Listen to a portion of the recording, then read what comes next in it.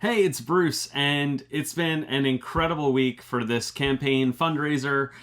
This is a week and a half into this thing, and it's been absolutely incredible. That first couple days came out super strong, and since then, what's been amazing to see is all the support coming in from supporters like you who are pledging to different game-a-thons that people are participating in. So we've had a couple more gamers sign up, a couple more gaming groups sign up to participate, and it's been really awesome to see all these pledges coming in to support them and the actions they're doing to further what we're doing. That's just been so incredible, and it's been so great. And also another update, one of the other board of director members, Josh, just competed at the World Series of Board Gaming, because that was a thing this year in Vegas, and he got to have some really wonderful conversations with individuals that I hope to be sharing some other really cool information soon.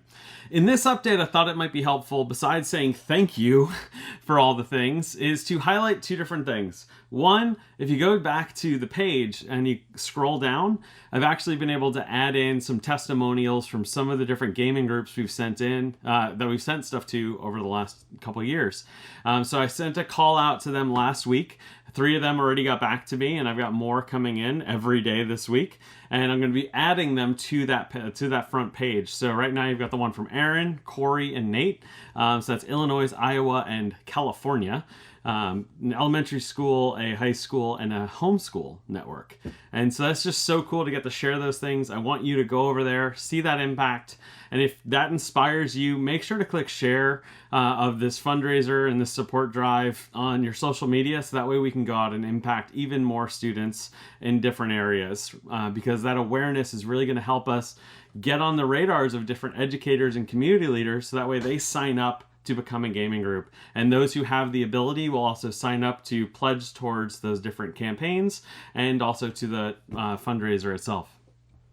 The other part of this video I wanted to do in this update is give a peek into just one of the kits we've sent out. So we've been sending out kit after kit after kit when we get requests in, and there have been times where we have a backlog of requests and we have to wait for enough funding to come in so that way we can then place an order. And thankfully, we've been in a place where that hasn't been too much of a lag time, but we don't want to see any delay, because an educator is already tapped out enough. An educator, community leader, they're tapped out enough in terms of the amount of stuff on their plate. So when they ask, they need it. And so that's part of why we're doing this campaign, is so that way we have the ability to be more nimble and be able to get stuff to them on a regular basis by having a more sustained stock.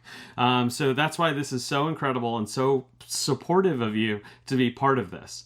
So with that, I'm going to share one example, this is one example of a kit that we've been sending out recently. As with the supply chain things, we were able to get a bunch of these games in. We bundled them up and send them out. The kit has changed over time, because also context matters. We don't want to just send the same thing to each place, because guess what? A school district in one area might be facing different challenges than a school district in another area. Or in terms of community programs, what we're sending to one area might be a different need than a different type of program. And you understand that. And so understand that the kit I'm about to show you is just one example of many ways this can happen. We've also done some custom kits as the need arises, and also role-playing game kits. But the struggle is that role-playing game stuff is sometimes only coming from one distributor. So we work with them to kind of figure out different alternatives until we can get that stock in. But board games have been super, super popular, which is so great as a gamer myself, obviously. And I also play role-playing games and card games, don't you worry. But I want to show an example of a board game kit. So how do we pick what even goes into these things? So first of all, we're looking for fun.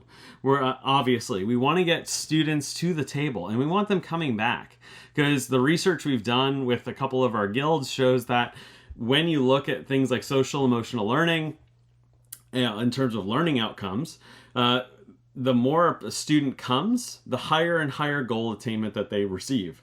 And so we want them coming back. So fun is going to be that hook to get them to stay and to get them to engage. That makes sense. We all know this. We love playing games because of the things they can bring out in ourselves and others, right? It's a really fun experience that we get to do with other people.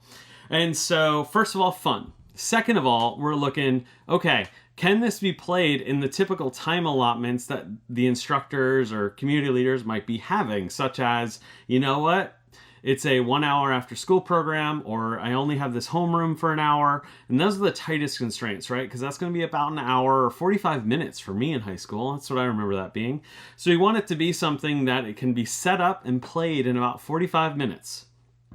Or played multiple times. Now, obviously, I talked role-playing games, and we all know those stories of role-playing game going on for hours and hours.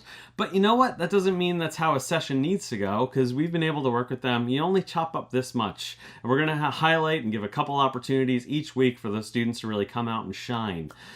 So with the board games, we're looking, and other games, we're looking at fun. We're looking at, can we play it in about an hour and set it up? And a couple other things we're looking at. Does it offer a unique perspective in the kit? So we don't want to just send, let's say, all cooperative games, because guess what? It's good to have some healthy competition too, because there might be more of an attraction for a student to different types of games. So we want to have a diversity of games in the kit, so that way it might attract some different students, right? Or have them try something new that they've never tried before. But also give that educator different tools and things that they can pull from in that context if they want to engage at a deeper level. So first up, we've got Onitama. This is by Arcane Wonders. Onitama is a really wonderful 2-player game. It's kind of like chess, but much, much less complicated, where you're not having to learn all these different pieces, move all these different ways. No, there's only 5 ways things can move in a given game, and you use cards to represent that movement. And then after you use that card, you have to give it to the other player. You lose that ability until they use it, and it comes back to the center where you can take it. And then they can't use that ability again until you have used it. And so what's really interesting about this is fosters that 2-player perspective. It's also fostering a little bit of competition, but it's also forming that strategy and tactics, right? So what are the small moves I can make right now? Tactics. And the larger strategy of the goals I'm trying to achieve. Strategy and tactics. So that's really wonderful, because that is also like, how can I make some moves, right, towards a goal? But you know what? Sometimes, based on those cards, I have to move backwards. And typically that's not part of the lexicon of when we're talking about success, right? People like to leave out that sometimes you have to go backwards, or takes a couple steps back to take a couple steps forward. And so that's a really cool little lesson in here that we can really tap into in a cool way. Sorry, I'm kind of pausing because it means a lot to me that we encourage this whole element of, hey, cooperation, because you and I have the same set of abilities, but also recognizing that to achieve my goals, I might have to take a step back, literally, with my player pieces. And that's just one of many examples that you can pull in with Onitama. The next one, let's actually go bigger. Just One by Repos Productions is the white box edition, because it's the one I could get. But it did win the Spiel des Jahres in 2019. This is a cooperative party game in which you're going to rotate around you which person's going to be the guesser, and that person's going to have a card in front of them, and they're going to pick a number from 1 to 5, and it'll have one word as that number. So let's say the word is chocolate.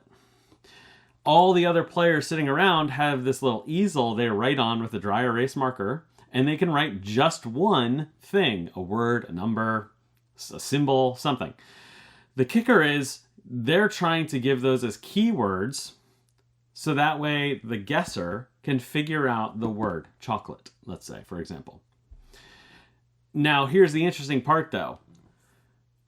If I'm a helpful person in this, I might say candy and write that on my little thing. And somebody else writes candy. Well, the problem is that if you match with somebody else, those clues don't get shown to the guesser. And so they get less information. So you're trying to balance how distant from the thing can you give a recommendation, a word or a phrase, a word or a number or symbol, while still being unique and not too abstracted. So this is a really good game to talk about communication, and it has fun aha moments when the word clicks for people at different times for the words. And you think it might be really daunting, but it's got this really cool click mechanism that just kind of happens. And it's really cool to say, like, okay, well, how does Bruce receive information, and how can I try and give a clue towards that? So it's one thing to look at the word, the number word, right? It's another thing to think of the word and the person you're giving the information to. So we're trying to foster some really healthy levels of communication with these students who might be, this is the only time that they're actually interacting in a day or a week or a month. Because you know what? They might be involved in different things outside of the game club or outside of homeroom, and they don't sit together. But this can really be a cool way to bring them together in a cooperative sense while leaning into communication without outright saying that's what we're doing. But if we want to lean in deeper, we can. Speaking along a little bit more communication, we've got the crew. This is the newest one, Mission Deep Sea. Obviously, it's based on the original crew. This is a cooperative trick-taking game. And trick-taking game is where you're trying to play cards in a certain way, where certain people are going to win at different times to accomplish objectives. Yes, it's cooperative, and we just talked cooperative, and I said, hey, we don't want to be having too much of the same thing. They're very different games, because this one actually has a little mission book of 50 different missions, level from 1 to 50. And so what's cool about this is, yes, it's cooperative, but they get challenging. They get challenging real fast, but meaningfully challenging. And it's a fun, quick experience. You can get a couple missions in or a couple tries at a mission in within that hour context. And that 50 missions thing has people coming back week after week to try and see how far they can progress in it. Maybe they try and go as far as they can in a day, or week to week they're just adding a new one and adding a new one and adding a new one, because that'd be 50 weeks. That's an entire year, and schools don't meet like that. So it's really cool to have this as an experience that students can then be able to play. And it's so small, it can go really anywhere. Another one, I'm going to go with this one. This is Last Message. This is a newer one on my radar. I actually played it at BGG Spring, learned it, and played it in 20 minutes with 3 people who I'd never met before. I was literally walking by, I said, ooh, that looks cool. They said, come take a seat. And so what it is, I'm going to show you some of this. So it's a game where you're on 2 different sides of a dividing line. And what's really interesting about it, it's almost like a Where's Waldo, but you pick who Waldo is. Yes, I said that. So one person is going to be the criminal, or the person, and they're going to pick a person in secret on a board. And the other team, the people on the other side, have a much bigger version of that board. So the criminal is going to pick a person by putting a little token around it. And then there is the witness. And they've got whiteboards. And they have 30 seconds to draw on that whiteboard or write on that whiteboard any number of clues. The whiteboard is split up into 9 different squares, so it's got like a tic-tac-toe board. And in the first round of the game, the criminal gets to put out an alibi. And what that means is that first round, they're going to cross off, erase a certain number of boxes on that whiteboard. And then that's what's left for the witness to then give to the investigators, the people looking for the Waldo. So that way they can try and deduce who is the person they're looking for. That's probably not going to work that first round. That's okay, because the next round, the witness only gets 1 less box erased. And the round after that, 1 less than that. And then the 4th round of the game, only 2 boxes are getting erased. So you can have a much bigger clue. They get a lot more information.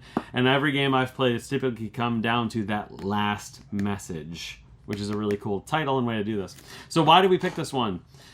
It's slightly cooperative, right? There is one person that is the criminal type of thing where they're trying to hide out.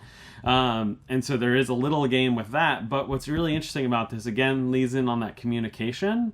But this is a game of deduction. And how can you communicate, but with other different clues? So yeah, we're leaning a little bit on communication with these 2 games. This just happened to be how this kit is. But this is a really cool, different thing, because it's highlighting artistic and communicating through art rather than words. And so this is just a really cool game, and it has a lot of different cases, quote unquote cases, because again, you can pick anybody on those sheets. But it's got 4 different ones that are really cool art. So there's like a city one. There's I'm looking at them right here. There's one with like trolls, not trolls, but like barbarians and stuff. There's one that's all Western. There's one that's all aliens. There's one that's different superheroes. So it's got 4 different artists that have collaborated into this game. So it's just kind of cool, and it plays in about 20 minutes, and teaching it in about 20 minutes, which I'm going to get to here in a second. Last but not least, for the game kit we've been currently sending out, we've got King of Tokyo Classic. So King of Tokyo sold over 10. It's got over 10 years. Put up by a Yellow. This is a game where you are a giant monster and you are around Tokyo. It's like a Godzilla. And let's just call it Yahtzee. So you roll the dice, and then you keep what you want, and then you roll the other dice again, and then you keep what you want, and then you get one more try with that. And you can either get cards or try to attack. And there's one other option, I'll tell you about that in a second. But King of Tokyo is really cool because it's all these monsters, all the players surrounding Tokyo. And then one player, or another one, depending on player count, can go into Tokyo. The players on the outside, when they attack, they only attack the people in Tokyo. When the people in Tokyo attack, they attack everyone at once on the outside. And so this one's actually been really cool for actually having conversations around power and conversations around bullying. And what did it feel like when you were part of the group, the big group, and you were picking on the person in the middle? What did it feel like when you were in Tokyo and all of a sudden you got to pick on everybody, but everybody was picking on you? The other thing about it is, I told you can get cards, and cards give you like power-ups, but the last part of the die roll is it's a heart. And so it's healing because you're trying to stay upright, so you gotta keep your health up. And so in King of Tokyo, if you're in Tokyo, you can't heal. And what's really interesting about that is you're trying to figure out, it's a risk reward. So there's a really cool conversation there of at what time have you trained and practiced to the point where you can be in Tokyo and you've got your armor and you've got your different strengths and buffs that are going to help you succeed. And so maybe you just don't jump right out into Tokyo. Maybe you do your homework first. Maybe you make sure to get your stuff done and learn before then you're taking on literally the world stage and literally everybody else. So there's some really cool conversations about that aren't necessarily like surface level what you would expect. Plus it's just a romping good time. Again, fun, playable about an hour, and then has some sort of elements that we can pull into a deeper level. And that's been the case with every game we've sent out ever. And we work with educators on that and community leaders. The other thing, though, just to put it out there that we're looking for with games is we want to make sure that we're being inclusive and accessible. So we don't want to make the assumption the educator, librarian, or community leader we're sending stuff to always has this big gaming repertoire, a game library. Like, no, I'm weird. That's okay. We're all weird in our own ways. But what's really important is that we set them up for success. So games aside, the more important thing is how we work with them to make a positive impact, and that I am always a phone call away and will always help them connect with other guilds across the US. And we might not have the answer all the times, but we're willing to dig in and do the research and help and find some connections for those individuals. And we're humbled and thankful to get to do that. But the other part about it is that gamers can be on different levels of their journey, right? So I play all these games and more. This might be the first time they've heard of King of Tokyo. And so what we do when we send out game kits, we actually send out emails with usually Watch It Played. So I had emailed Rodney Smith of Watch It Played, like when we founded the nonprofit, and got the approval to send out their videos of here's how you play this game. Now, we're not part of Watch It Played, any of those kind of things, but he does phenomenal work, and I encourage you to subscribe to him on YouTube and the rest of the team. So Paula, Matthew, Chaz, and Naveem. So that way you can have some really cool gaming and learning some cool content. So if there's a Watch It Played video, we are putting it in. if there is no watch it played video, we'll sift through on YouTube how to play videos to find ones that are going to work for that game, for that context, that we think are going to have meaningful outcomes for that educator or community leader. And so there's a lot of intentionality, obviously, that goes into this. And so that's why the impact you are having, when I said last week that I know how much this means, because we've been doing this on shoestrings, and you are helping us and giving us a backbone to be able to do this at so much more and on such a greater scale. So thank you from the bottom of my heart. And we have another almost, I'm just going to call it, we have a month of this left because this is going through the end of October. So there's plenty of time. Please make sure to hit that, subscribe on notifications if you haven't done that already, but please share this to the wild. I encourage you, if you're watching this and you're like, you know what, I could play some games this month, sign up to join the Gameathon. So that way other people can support you, and post to social media that you're doing that. So that way other people can become aware too. And guess what? You might create a gamer in your area.